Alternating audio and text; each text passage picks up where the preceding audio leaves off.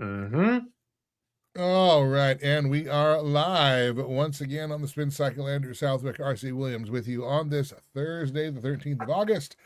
Just taking a look at what's going on in the news, breaking down some of those headlines, removing the narrative spin from the news stories you need to know, as you can see right above us.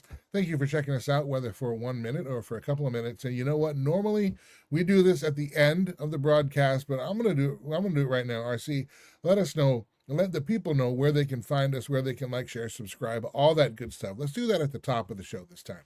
You got it, sir. So all things Watchman Action, you start at watchmanaction.org.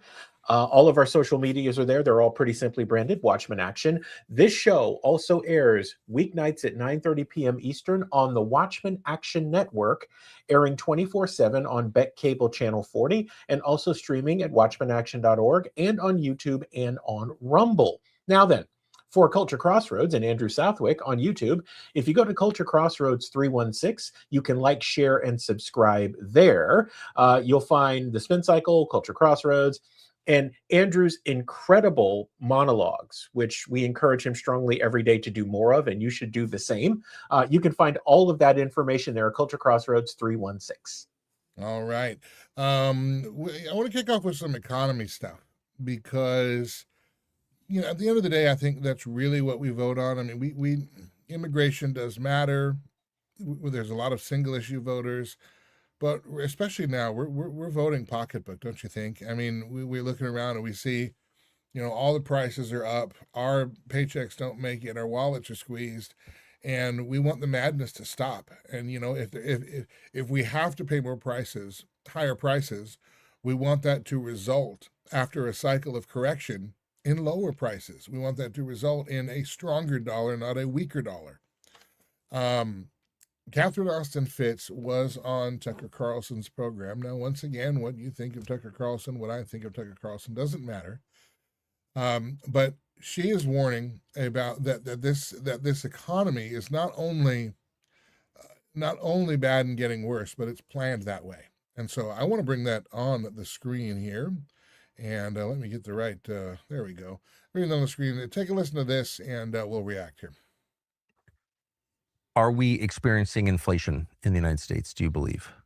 Yes, we are experiencing inflation, and there is a reasonable chance that the inflation, at least the increase in household goods, is going to get much, much worse. Why? So it is because we've been going through a restructuring of the economy for many decades. This has been building for many decades. One, we start off with a model where we have a debt-based currency, and that debt basing forces huge expenses that you don't have to have. That's number one. But number two, we've run our fiscal economy in ways that I would describe as a financial coup d'etat.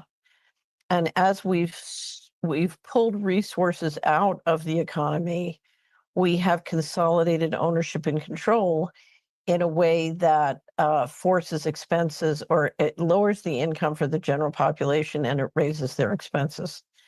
And this has been a intentional consolidation of ownership and control. And now you're seeing the results that result in people being squeezed in a variety of ways. So I'm describing a change in the financial model, this centralization of power and economic control. And it involves many different things throughout the economy. But the important thing to understand is it was a plan, it's intentional. And if you look at where we are, it's going to take many, many things to change it, because it comes with tremendous and explosive changes in technology, which can be used to create great prosperity, but can also be used to consolidate control in a way that benefit the few and destroy the many. All right, RC, is Catherine Austin Fitts full of it?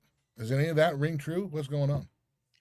It most certainly does, Andrew. And, Catherine does a great job. Juliana and I have had the chance to spend time with her privately and discuss a lot of this. Catherine discovered and has suffered greatly from basically calling out the federal government on keeping a second set of books. And with FASB 56, basically allowing them to do so. She simply says, if you were to match up the ledgers for what they're hiding on that second set of books, based on what's missing, we wouldn't have any debt. Like our debt would basically be zero because that's where the money went. But she also said that in the 90s, when she was second at HUD, I believe that she was told that the forces that prevail said the United States is pretty much done. We're going to suck all the resources out. And they did it over time, right? So there has been a suck on resources and money out of the country for decades. So she's spot on there. I do think it's interesting it's come to a head like this because the expectation wouldn't have necessarily been on the surface that you would have Republicans or conservatives in office to oversee this. But this goes back to something we've talked about a lot, Andrew, across all of our shows and everything else. And Juliana says this all the time. It's the two wings of the same bird, right? Or as the old saying goes, when the people require a hero, we will provide him. And you'll take your technocracy in a red dress because it's in a red dress and not a blue dress. I think a lot of that comes to the head. Comes to a head here. But Catherine also points out that this fiscal policy, in essence, is like a crack-fueled casino. And the people who control the money have your money in their hand at a casino with a bag full of crack, and they're just playing roulette over and over and over again. So Catherine knows her stuff. And, when she talks like this, she does it in a way where she's actually able to point you to exactly what happened, why, and how it happened. And so I think people should be paying attention. And if you're watching this show, you're obviously ahead of the curve, but it's going to get rougher. If our if our economy is planned like that, one of the theories I've had, that thesis that I've had that we've talked about on the Sunday show on Culture Crossroads, is World War III is already upon us right now. It's not being fought necessarily in the battlefields, but it's being fought economically and through population and behavioral manipulation. And it's concentrated on the West, and particularly on the middle class in the West.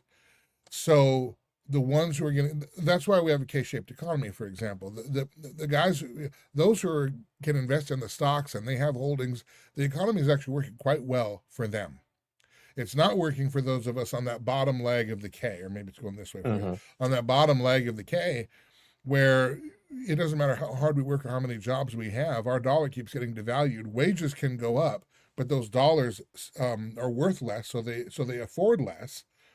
And at the same time, prices go up at the same, while that's happening, and the hole gets deeper and deeper. But if this is planned, that means that we would be the targets of this, and that the ones they want to expand the resources out of would be us, you and me, middle class. Because as long as there's a middle class, you can't truly have an us and them. You can't truly have rulers and subjects, right? And if that's really the economy that they want to design, they have to get us out of the way. Is that, again, is that foil hat conspiracy? Just put me in an M. Night Shyamalan movie and leave me alone? Or, is that something that maybe some of these globalists and technocrats may have designs to accomplish? Tighten up your tinfoil hat, buddy. No, you're there. What's interesting to me is what you said about stock market. So I think people need to become very familiar with the term on paper. Like somebody says, oh my God, my tech startup went public. I'm a multi-millionaire on paper. That on paper part's really important because there's a 6 months lockup on that stock before you can sell it, and anything can happen in 6 months. A lot of the folks who are quote unquote doing well, Andrew, because of the markets, if you fall for the illusion that you're out of the mix and you're going to be okay, you have a very nasty surprise coming, because somewhere between 10 and 30 businesses basically manipulate the markets and keep them going and propped up because they just basically pass around paper and deals to each other in a circular motion, also known as something a bit more crude, which I won't mention on the show. That said, it is certainly designed to squeeze us. And those who are doing a little bit better and think everything is okay, just wait.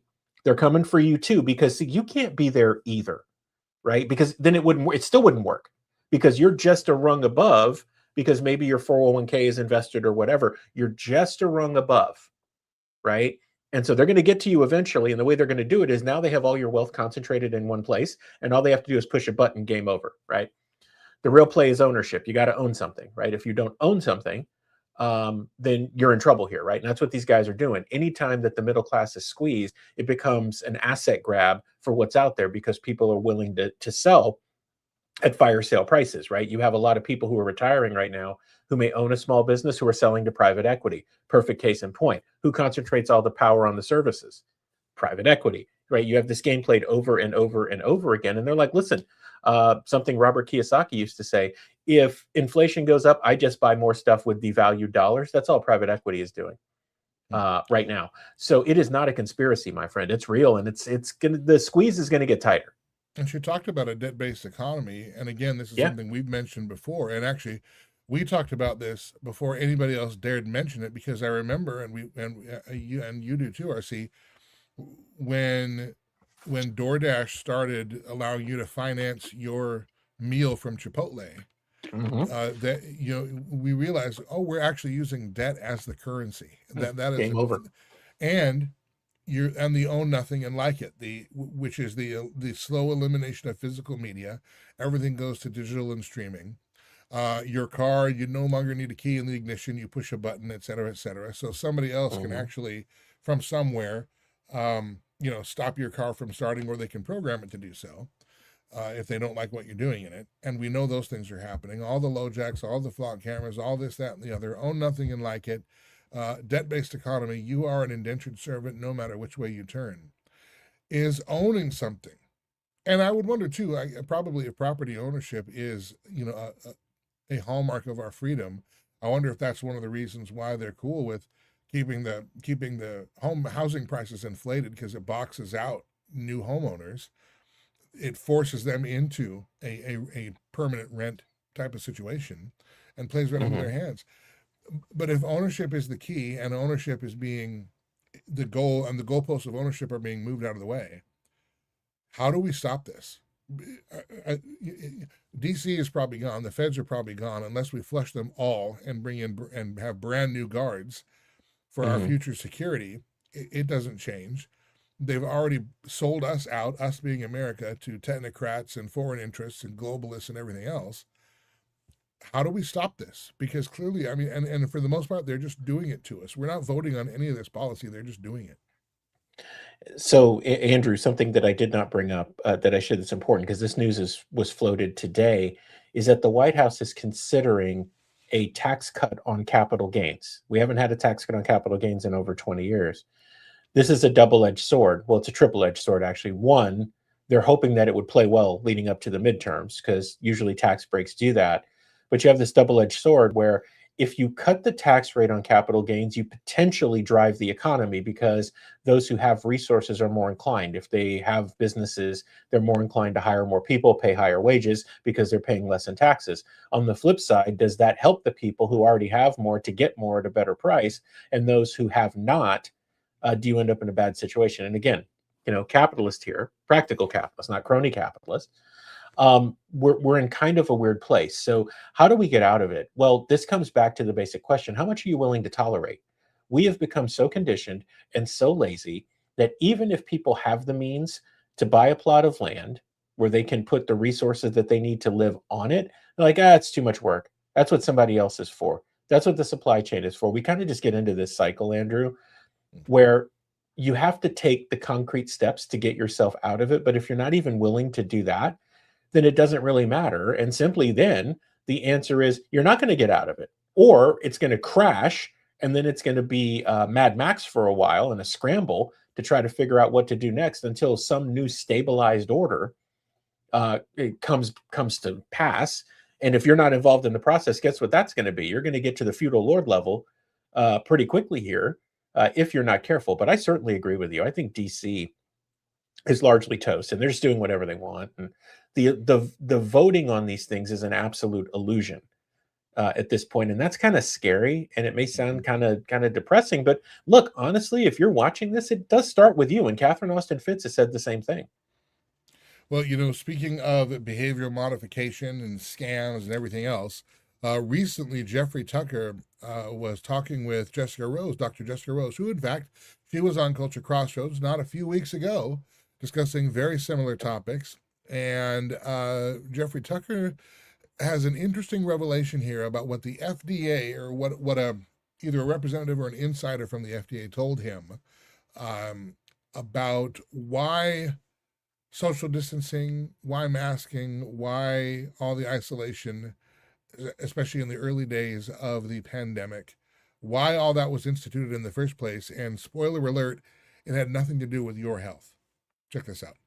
We all have what we consider to be the most shocking feature of the COVID response. But for me, I still can't get over the fact that I was told by top FDA, NIH officials that a major reason for social distancing, lockdowns, masking, plexiglass, stay-at-home orders, and everything else was to delay the onset of natural immunity, to delay rising seroprevalence levels, to delay endemicity until after the shots were online. So it wasn't just that all these tactics, these sort of social engineering tactics, were designed to, keep us well.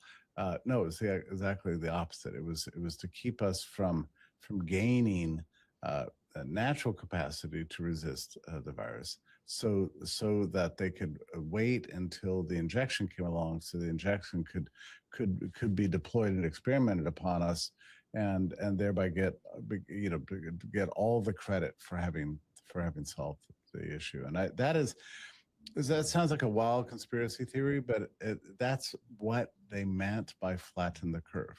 Flatten the curve meant delay prolong the pain, delay the solution.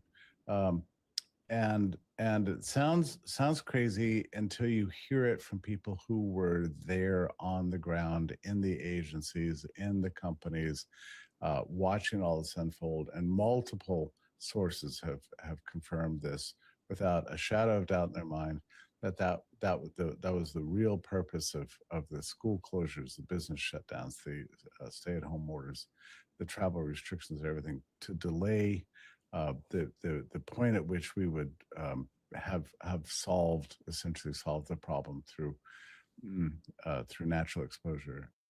So, translation: Jeffrey Tucker here is saying that he got word from FDA, NIH insiders that the reason we were locked up, the reason we were masked up, the reason we closed the schools was so that we wouldn't get the natural immunity from this flu, and the emergency could continue on, so that the injection could be released. Obviously, you can extrapolate from there. There's a ton of money involved in there, and we had already purchased it.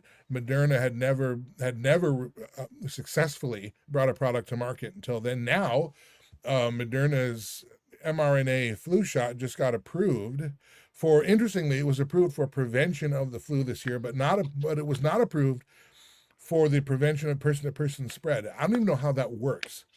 If they're admitting with that non-approval that we think it could still allow person-to-person spread, but it prevents you from getting it, how does it spread to other people unless you can get it? You know what I mean? It's just it is dizzying to try to make sense of this stuff. But nonetheless, we were apparently locked up, according to Jeffrey Tucker and his reporting, and he's not a dumb man, that we were locked up in order to prop up the injection so the injection could take credit for our own God-given natural immunity. Wow. I hate to be an I told you so, and there's so many people that can say that right now, but it's so true. It's like anytime that you have that level of insanity and you look just under the hood to see who's running it and to see who's running them, this conclusion makes complete and logical sense. Of course, you want something that you've paid for and everybody's got their hand in the till to look like it's your savior, because if not, then it upsets the apple cart. So of course, you put all these things up. And there's also that psychological component of it, right? It's a psyop, Andrew. Separators and distance between people. We don't do well in those environments. Masking up, you can't see people's emotions. And then you push the fear and the fear and the fear, and then you start to separate people out, right? And then you do behavioral modification based on age and gender and location. And if you go back now and you look at it, you will see all of those things were happening depending on who they were trying to scare, who they were trying to bring to heal, to conform, so that they could get this done. Understand clearly, whether it is the person you send to represent you at any office of any level or anything like that, these people don't care about you. Just being honest, they don't care about you, they care about them. And they care about their handlers, right? And they will do, under circumstance, whatever it takes and whatever they're told for the greater good. And wanna you stop just you see there. that extrapolated again. I want to stop you there because here is proof of that. Former CDC Director Robert Redfield, who's been all over the place, who once testified that when he was holding up a paper mask, this here mask would protect you more than the injection, if you remember that from back in the day.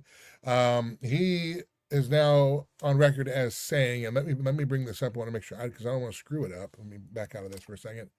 CDC Director Robert Redfield just publicly said that vaccinating pregnant women for COVID was a massive, quote, mistake. This is from Eric Doherty on X. Everybody was lied to. These are crimes against America. Quote, it was a mistake to vaccinate pregnant women. 827 pregnancies in individuals that received the vaccine, 115 miscarriages or spontaneous abortions. Now here is, you see here on the screen here, you see Dr. Fauci's text. I asked around a bit more. Another issue came up you need to be aware of. People have significant cytokine storm, so they already knew that this turned a cytokine storm, as I understand it, layman's terms, probably oversimplified, but your immune system is turning on itself, turning on you. So then, and that's why, the COVID pneumonia led to all these other issues. And so they already had that. They already knew that was happening. And he said, particularly after the second dose. And then this, he says, could also be associated with miscarriage in the first trimester. Dr. Walensky, then head of CDC, definitely a good point, especially after dose 2. But listen to this audio. Here is the Fauci saying something, I guess, a little bit different. Later, publicly. Thus far, with thousands of women who are pregnant, having gotten the vaccine following the EUA, there have been no red flags of anything that anyone would be worried about. There are severe adverse outcomes for mother and baby during COVID-19 infection. Therefore, it is extremely important for pregnant women and women planning to get pregnant to get vaccinated. This is the biggest public health scandal that we've ever seen in America. This is astonishing. And of course, there are now studies that are being legitimized that suggest that, in fact, these shots actually contributed significantly to miscarriages of people who got the shot and while pregnant. Unbelievable. I'm going to leave this graphic up on the screen so you can see it. But you were talking about how they don't care about you. They're in it for themselves. We've read the Fauci diaries. We know he was in it for himself, and he loved the fame and hobnobbing, and he's so important nobody cards him or anything like that. He's finally sitting at the cool kids table. He's got his face on pillows everywhere. Meanwhile, of course, we know that he's torturing beagles and locking them up with sand fleas and letting sand fleas eat beagles all the time. He is extracting the scalps from aborted babies and sewing them onto the backs of rats and mice. Now he is seeing that not only does this thing turn your immune system against you and make your immune system attack your organs, but it also causes miscarriages, and then goes on TV and says it's fine, everybody should do it. The level of evil, the level of it almost seems sociopathic. I mean, how? But of course, here's the deal. Like we said with the hearings, I really hope the states can put together a case, because he does need to be prosecuted. We need more that need to be prosecuted, because this, as we've said before, they're going to keep doing this if people don't go to jail. At the same time, you have the Trump administration, who you would have thought would have learned their lesson from the first time around, installing Dr. Erica Schwartz as the new head of CDC. She led Operation Warp Speed to get the injections on the first place and was chiefly involved in the persecution of military members who did not want to take the injection. At the same time, the FDA approves Moderna's mRNA flu shot. At the same time, you have Marty McCary, and this is this Sunday's Culture Crossroads, I have an interview with virologist Dr. Jennifer Smith. We talk a little bit about this. You should check it out. I'll post the interview. Hopefully it'll stay up online. I don't know how long it will. But Vinay Prasad, stepped down from his role. This is all at the same time that these drugs are coming up for approval. These mRNA things are coming up for approval.